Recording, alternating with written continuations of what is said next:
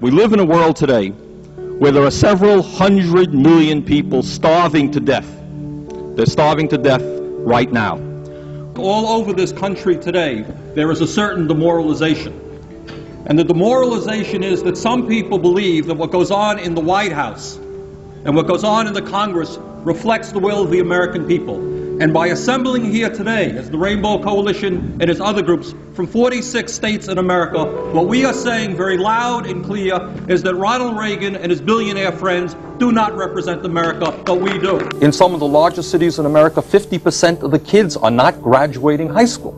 The cost of college education in this country is zooming up, so you have to be a wealthy person to send your kid to college. There was once a dream that my parents had and many people's parents had, that if you work hard and go to school, you can get a college education. But what people like this gentleman do not know is, for example, that in Scandinavia, in Sweden, you've had socialist governments for decades, that in fact that country is probably in most respects more democratic than the United States. They have 80 or 90% of the people voting. They have strong labor unions. They have a more open media. They have a healthcare system guaranteeing healthcare to all of the people. Not to say that that's a utopia. But at a time when the wealthiest people of this country have seen a tremendous increase in their income, while at the same time the standard of living of working people and poor people has declined, I will be damned if I will vote for a proposal which will stick it to the middle class and the working people. And Mr. Speaker, I've got a problem. I've got a problem with a president and a Congress which allows 5 million children to go hungry,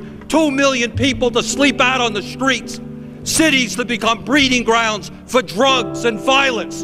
And they say, we're getting tough on crime. If you want to get tough on crime, let's deal with the causes of crime. Let's demand that every man, woman, and child in this country have a decent opportunity and a decent standard of living. Let's not keep putting poor people into jail and disproportionately punishing blacks. While our children go hungry and sleep out on the streets, lack adequate health care or educational opportunity, the wealthiest people in this country have grown far richer while their tax burden has declined. We have an approach to campaign financing which, to a very large degree, allows wealthy people and major corporations to buy and sell politicians.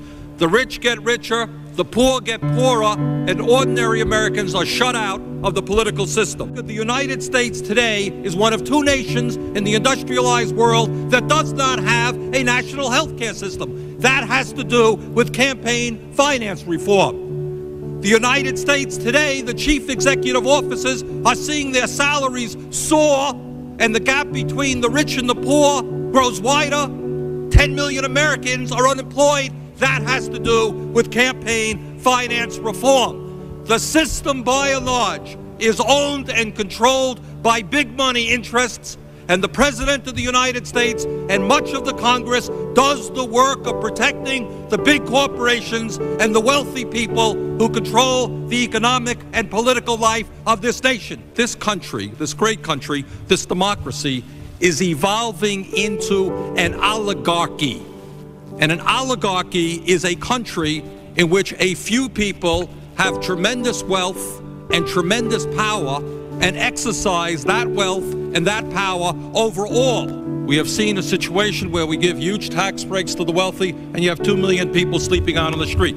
Billions of dollars into all kinds of obsolete weapon systems, and you have 5 million children who are hungry. Let us give hope to people in America today who have lost hope. Let us provide jobs for the jobless, housing for the homeless, food for the hungry. Workers in the United States today are working longer hours, significantly longer hours, taking less vacation time than they used to take. And is there any wonder why so many millions of Americans feel stressed out? They need to work longer hours, they need to work overtime in order to compensate for the real decline in their wages. Let's talk about welfare for the rich and the powerful. Now, we start off from a proposition that the wealthiest 1% of the population in this country owns more wealth than the bottom 90%. When we talk about the growth of the economy, what we should ask ourselves is who is gaining that income. And what is clearly going on is the lion's share, the overwhelming amount of the growth in income is going to the very, very wealthiest people, while the vast majority of the people are seeing a decline in their real incomes. I find it ironic that it is the taxpayers of this country who are going to have to bail out banks that have made billions and billions of dollars investing in Asia. Is it morally right that CEOs of large corporations now make over 500 times what their workers make and seem to make more money to the degree that they lay off American workers? Walmart has replaced General Motors as the major employer in America, paying people starvation wages rather than living wages. We can fight terrorism, protect the American people without undermining the basic constitutional rights which make us a free country. They understand that our trade policies are failing when they note that our trade deficit is huge and growing larger every single year. And it seems to me, Madam President,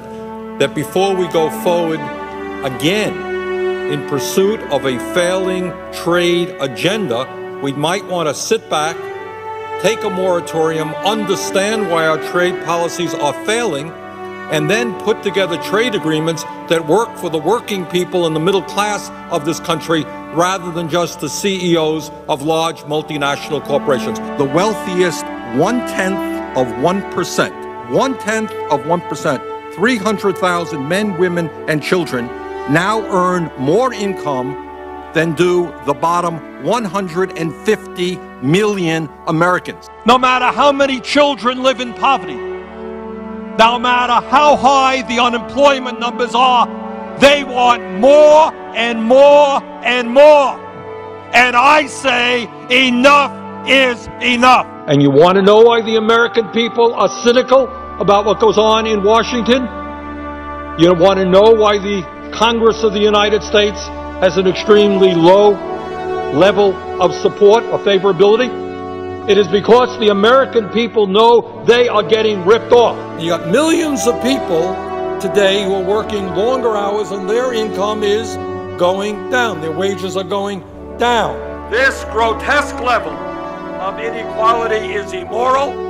It is bad economics. It is unsustainable. This type of rigged economy is not what America is supposed to be about.